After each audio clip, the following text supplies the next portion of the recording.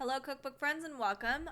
I am checking out small batch bakes because I tend to bake I get cravings, and I tend to make like 24 cookies at a time, and it can be a waste. I mean, I give them out, but sometimes I just want to have a small amount of treats, and this is the perfect cookbook for that. So here's our table of contents. Super easy. Here we have our equipment necessary. So this, again, would be a great cookbook if it's just you and your significant other, or you and a kid, or roommate or something, and you guys are just looking to make something really simple, sweet. You don't have to buy a whole ton of ingredients too. So like this, a rhubarb and raspberry frangipan tart. You can use those tiny little raspberry cartridges or whatever that we get at the store. There's not a lot in there. It's not like you can make 12 of these tarts. So you can make smaller portions and have them for yourselves, a little treat. Anyway, this serves 4. Here's our list of ingredients, and then of course we have our directions, and then at the very top it describes the recipe itself. So if you're not sure what frangipan is, it explains what that is. So very simple standard cookbook, but just smaller portions. We have blueberry cream tarts. Instead of blueberry, you could do raspberry. I like this so much. It's so cute. There's even little notes here. It says if you would like to make these tarts with a sweet pastry, you can see a recipe on a different page. I like what they've done here. They've utilized everything. This is a individual tart tatin. Wow. And this only serves 2. Another cool thing about this as well is that it does the math for you. Sometimes the math doesn't cut it for smaller bakes.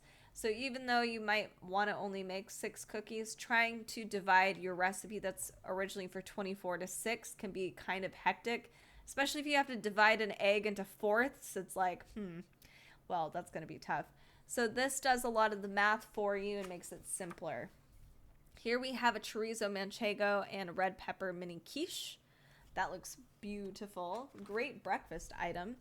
1 egg, pistachio and raspberry meringue cookies. That looks super easy. Like you can whip that up during lunchtime. Here is a melting moments cookie. It looks like a strawberry sandwich cookie. Very cute. A Biscoff stuffed brownie. Decadent. Here we have some tiny batch cakes. So black bottom muffins. Love the swirl. We have a brown butter miso banana bread. This is probably one thing that serves the max amount, which is 6. Not many recipes serve more than that. We have old fashioned a cake donuts in tiny little donut holes too. Raspberry lemon mini bundt cakes. I love the photography here. It's really pretty. Caramelized banana pudding. Yum. We'll skip over a little bit. Mum's trifle made mini. This is actually kind of a beautiful idea for the holidays. It serves 4.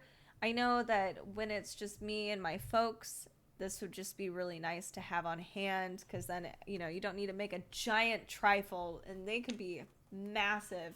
Sometimes, this just made me think of it, trifles require those giant, vases, essentially. This is more approachable if you only have glasses, and you can do tiny mini trifles.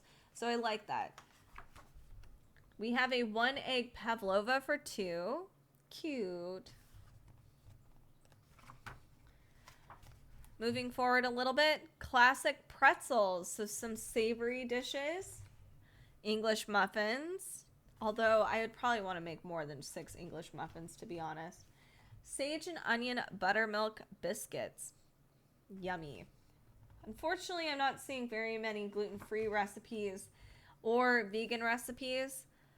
So this is not for people who have dietary restrictions, but it's still cool, and you can still probably maybe do like a 1-to-1 ratio for both dairy-free and gluten-free. I'm having problem flipping this.